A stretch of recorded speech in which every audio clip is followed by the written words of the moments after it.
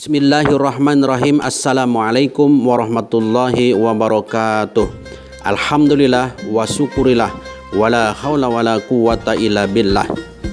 Asyhadu an la ilaha illallah wa asyhadu anna Muhammadan abduhu wa rasuluh alladzi la nabiyya wa la rasula ba'da. Semoga pemirsa semua dalam keadaan sehat walafiat serta lancar dalam segala urusannya, serta dilapangkan hati dan rezekinya agar dapat melaksanakan segala tugas-tugas baik sebagai hamba Allah maupun khalifatullah. Pemirsa yang dirahmati Allah Subhanahu wa taala, adapun pembahasan kita kali ini adalah lahirnya faham gereja. Sebelum kita memasuki pembahasan tersebut, terlebih dahulu kami memohon bantuannya untuk tetap mensubscribe, like, share dan komennya.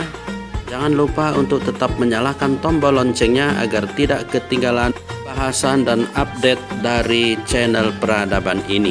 Kisah yang dirahmati Allah Subhanahu wa taala, peristiwa penyaliban Al-Masih dilaksanakan oleh eksekutif pemerintahan lokal, bukan dalam kasus kriminal seperti perampokan atau pencurian. Eksekusi itu dilaksanakan, sasarannya adalah Al-Masih Isa ibnu Maryam, karena membawa ajaran agama yang tidak sesuai dengan kemauan orang-orang Yahudi. Dapat dibayangkan oleh orang yang berakal, karena eksekusi itu dilaksanakan pemerintahan lokal tanpa ada urusan dengan pusat, dan tak dapat dibayangkan oleh orang berakal apabila penyaliban dalam kasus ajaran agama tanpa ada urusannya dengan kalangan keagamaan yang ada saat itu, dengan rahib-rahib Yahudi sebagai penentu masalah keagamaan. Dalam memahami peran Yahudi dalam peristiwa penyaliban, maka yang harus diingat adalah sifat-sifat mereka sebagaimana Bani Israel banyak diceritakan oleh Allah Subhanahu wa taala dalam Al-Qur'an. Al-Masih dieksekusi, salib bukanlah unsur pribadinya, tetapi adalah unsur kegenerasiannya sebagai pembawa risalah dari Allah Subhanahu wa taala, yaitu unsur generasi orang-orang beriman yang senantiasa akan menjadi sasaran eksekusi kepentingan yang bersumber dari sifat-sifat Yahudi. Sejak Nabi Yusuf, Nabi Zakaria, Yahya, Isa alaihi salam, Muhammad sallallahu alaihi wasallam, dan umat mukmin hingga saat ini dimanapun adanya di permukaan bumi. Dari peristiwa eksekusi penyaliban lahir faham gereja yang berpandangan bahwa Yesus disalib untuk penebusan dosa sebagai juru selamat bagi kaumnya ke dalam Kristus.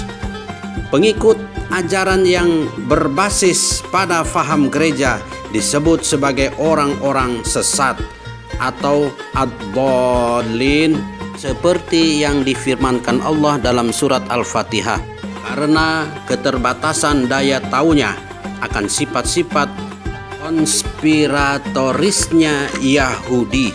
Padahal berdasarkan informasi dari Allah Subhanahu wa taala dalam Al-Qur'an, bukanlah Al-Masih yang disalib, namun umat Kristiani berpandangan sebagaimana didukung oleh Yahudi bahwa yang disalib adalah Yesus. A'udzubillahi minasyaitonirrajim. Bismillahirrahmanirrahim. Wa qaulihim inna qatalnal masiha Isa ibn Maryam Rasulullah wa ma qataluhu wa ma salabuhu walakin subbiha lahum. Dan karena ucapan mereka, sesungguhnya kami telah membunuh Al-Masih Isa putra Maryam Rasulullah, padahal mereka tidak membunuhnya dan tidak juga menyalibnya, tetapi yang mereka bunuh ialah orang yang diserupakan dengan Isa bagi mereka. Gereja dapat diibaratkan sebagai gadis simpatik Gadis simpatik itu akan merasa bangga hidup bersama pria yang punya derajat pangkat tinggi, berbahagia dengan pria yang kaya raya dengan hartanya, dan tentram dengan pria yang kuat, perkasa, mempunyai kekuasaan tinggi. Pada sekitar abad pertengahan, pria itu adalah feodalisme. Feodalisme adalah tabiat dan struktur dari sistem yang ada pada abad pertengahan di Eropa, di mana rakyat memperoleh jaminan untuk kehidupan dan perlindungan dari tuan tanah, dan mereka berjuang untuk tuannya demi mendapatkan imbalan jaminan itu. Definisi feodalisme terdapat unsur-unsur pengertian. Yang pertama, hubungan kaum abdi atau budak dengan tuan atau kaum ningrat yang sangat mengikat bagian besar nilai kemerdekaan rakyat jelata. Yang kedua, adanya kelas sosial untuk tuan di satu pihak dan untuk kaum hamba di pihak lain. Yang ketiga, bagian besar segi yang menentukan ada pada tuan, sedikit pada kaum hamba. Pada zaman feodal itu, gereja dikatakan sebagai agama yang berpihak kepada para bangsawan, sehingga pada perkembangannya gereja menjadi bersifat feodalistik. Wallahu a'lamu bissawab. Assalamualaikum warahmatullahi wabarakatuh.